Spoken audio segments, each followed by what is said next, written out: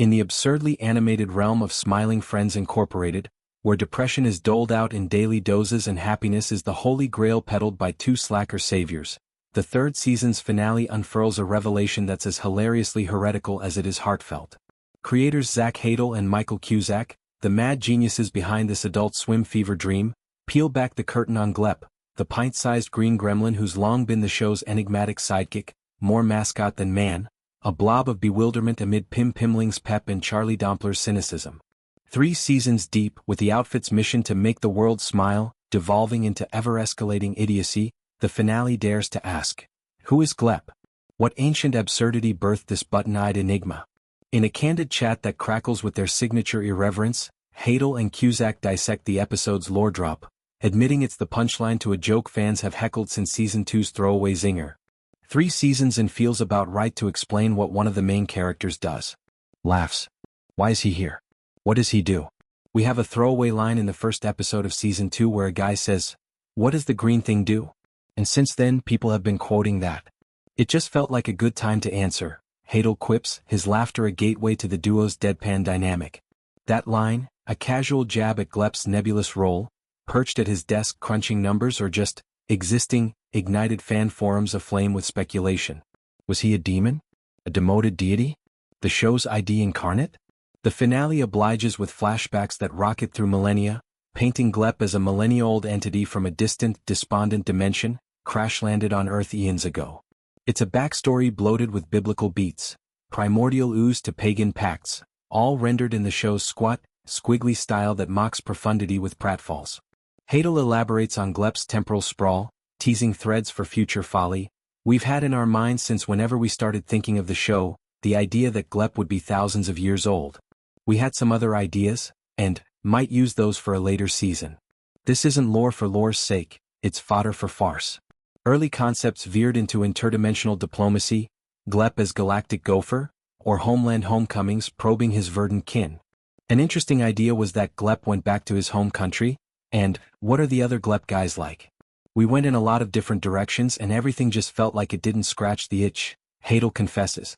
The Chosen Path, a time-hopping odyssey laced with Smiling Friends Easter eggs, sidesteps solemnity, opting for sight gags, Glep hobnobbing with founding fathers reimagined as frat boy founders, spouting 21st century slang amid powdered wigs. Cusack jumps in, amplifying the anachronistic anarchy. We wanted to do a time travel episode through the Smiling Friends universe. The founding father stuff is just funny to us that they're bro-why and speak modern day. This vignette, where Glep unwittingly inspires the company's charter via a millennium-spanning mishap, skewers American mythos with the show's scalpel-sharp satire. George Washington chugs energy drinks. Ben Franklin farts lightning, its historical hilarity that humanizes heroes into buffoons, mirroring the series' mission to deflate despair with dumb delight.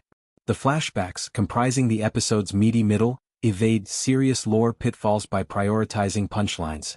Glep's immortality explained not through exposition but escalating embarrassment, from caveman conundrums to medieval mishaps. Smiling Friends, birthed in 2022 from Hadel and Cusack's YouTube sketches, thrives on this tightrope of triviality and truth. Pim, voiced by Cusack, the optimistic everyman with a mustache like a friendly ferret, and Charlie, Hadel, his jaded Jewish sidekick forever in a red tracksuit, helm a consultancy curing clients' blues, from suicidal sea creatures to celebrity meltdowns, with escalating absurdity. Glep, introduced as the office oddity, embodies the show's existential shrug. What purpose in a purposeless cosmos? His finale fleshing out rewards longtime viewers, who've memed his minimalism, Glep's just vibing, while onboarding newbies via visceral visuals. Lessons learned? Season 3, with its 10 episodes of unhinged uplift, taught the creators to lean into legacy without losing levity. Hadel and Cusack's candor reveals a process as chaotic as their canvas. Pre-production brimmed with brainstorming bonfires, whiteboards war-torn with wild what-ifs. But the itch for funny, unique, won out.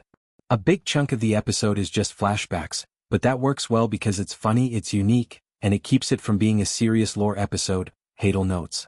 This balance defines Smiling Friends. Animation as antidote to ennui, blending BoJack Horseman's bite with Rick and Morty's romp.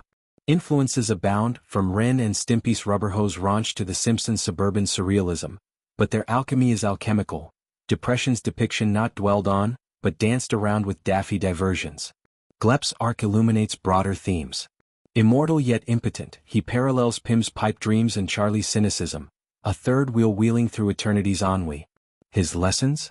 Perhaps that purpose is performative, happiness a hackneyed hustle.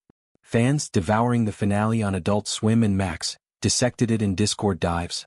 Glep's basically God but unemployed, one theorized. The creators, ever elusive, hint at sequel sans spoilers. More Glep globetrotting? Homeland hijinks?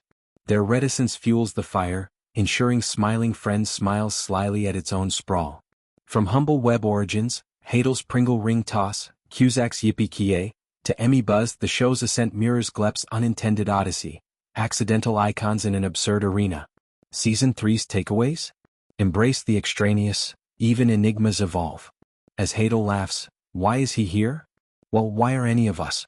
In Smiling Friends smile through the void ethos, that's the gag and the grace.